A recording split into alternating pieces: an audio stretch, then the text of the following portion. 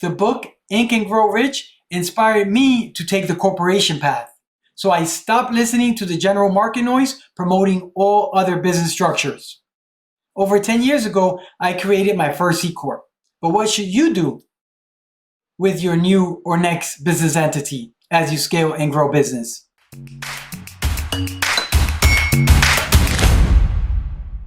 And I'm Joshua D. Lamada. Facts. Most corporations operate as C corporations.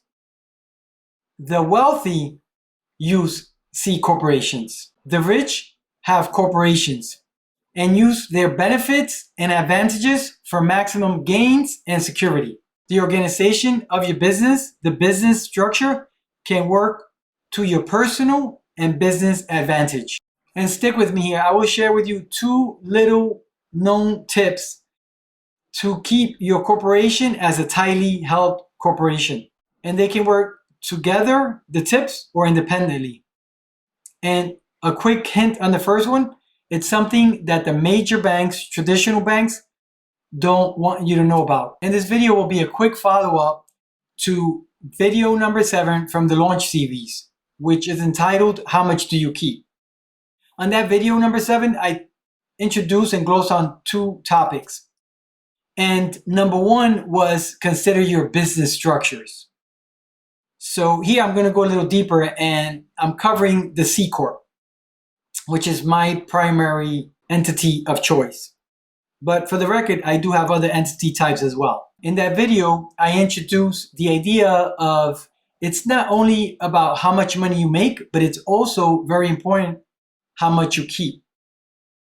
Right? So remember this is important. It's not always about how much you make, but it's also about how much you keep. And with the right business structure, coupled with good financial planning and tax strategies, you keep more. There are a lot of business generalists out there.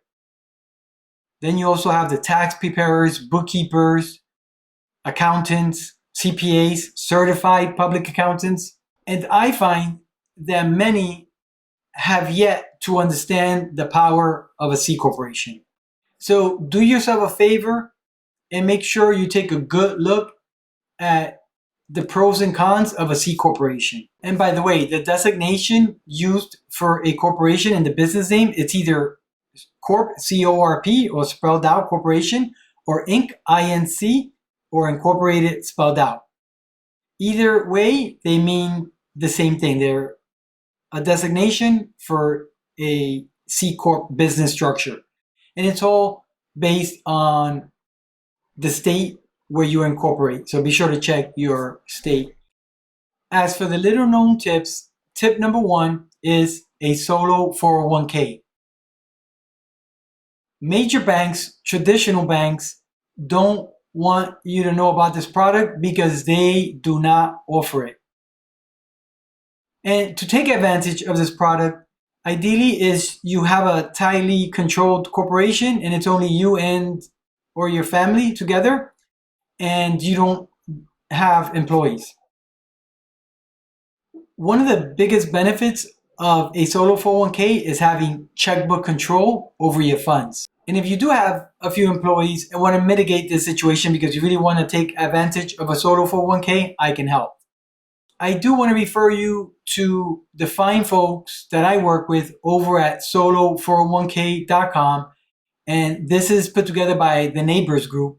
So I'll drop the link down below in the description, my referral link, so they'll know you are well referred. And for tip number 2, it's you do not need to be an employer of record to have people on your team representing you and your business. And sure, there are independent contractors, but this is not about that.